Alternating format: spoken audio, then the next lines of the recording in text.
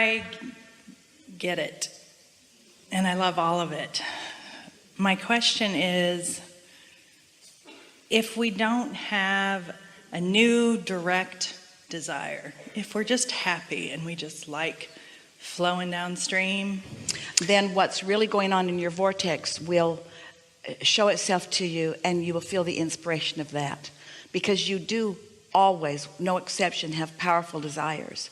So if you're doing as you suggest that you might do, just chilling, looking for reasons to feel good, you will be in the receptive mode, and you will begin to receive the momentum of that vortex. So I get the big things. I'm okay with my big desires. Like, my marriage is not perfect. I have issues with other big things, money, whatever. I'm okay with that, flowing downstream, letting the universe back me up. But when I have a really amazing idea and I feel like I need to effort to make it happen, and I catch myself. We really like those words a lot, because that's what we were reaching for in an earlier segment when we were talking about.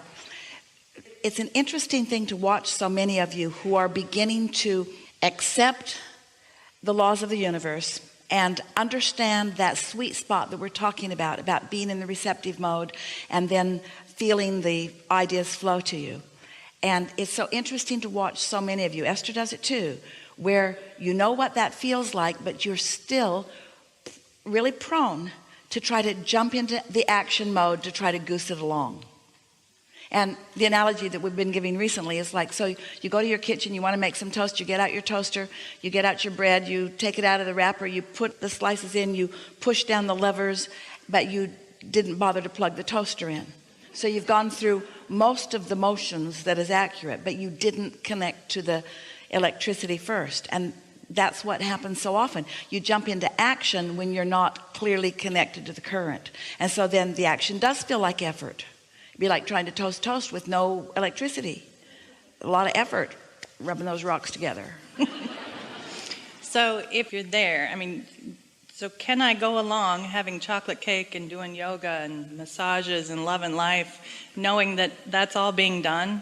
Do Yes, I you have can. to do anything? Well, Because I really like the massage. I really like the chocolate cake. you see, what will happen is that if you are really in a place of non-resistance, now, if you're getting a massage and feeling guilty about it, or eating chocolate cake and feeling guilty about it, then you're not really going with that flow that you're talking about. But the answer to a question, if the question is, if I am in the receptive mode and I'm feeling really good, is it necessary for me to take action to make things happen? The answer to that is no. It is not necessary for you to take action to make things happen, because universal forces are lining things up. However, you will be inspired to act, but it won't be the action that makes it happen. It's hard to hear because you're action oriented. If you could let your action be the way you enjoy the true fruits of your labor, rather than trying to make the action be the labor itself, things would go so much better for you. And so the key is to act when I feel inspired, not because I need to. And that was the game Esther was playing with herself the other day. She didn't want to act out of need. She didn't want to motivate herself. She wanted to be inspired. She wanted it to come from the vortex, but it took a little while. Well, and the action that I speak of is not even unpleasant. It's pleasant action. I love my ideas, and I love being able to help people. And then what are you talking about? I want to flow down the river and just let it be handed to me. And I do feel it's not even guilt anymore. But that's the way this sweet spot that we've been talking about of thoughts turning to things is. Things are just handed to you. They come in the form of an idea, and then another idea, and then a rendezvous, and then another idea, and then a rendezvous, and then an impulse to go somewhere and do something with someone. It is all handed to you. But there's something in the human psyche that goes something like, things shouldn't just be handed to me, I should earn it, I need to deserve it. So we spend some time wanting to convince you that you are deserving of it. We're talking with the young father with the little baby earlier, and we started this conversation about not encouraging your baby or anyone, and no longer doing it yourself so much, of replacing your inner being with other people.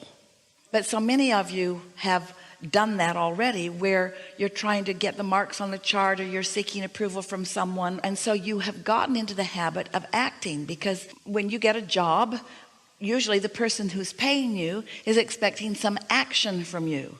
It would be very odd if you just showed up at work and just sat there and your employer says, "What's going on?" And you say, "I'm waiting for inspiration." And your employer would give you some inspiration. That's really more like motivation. Do this or else.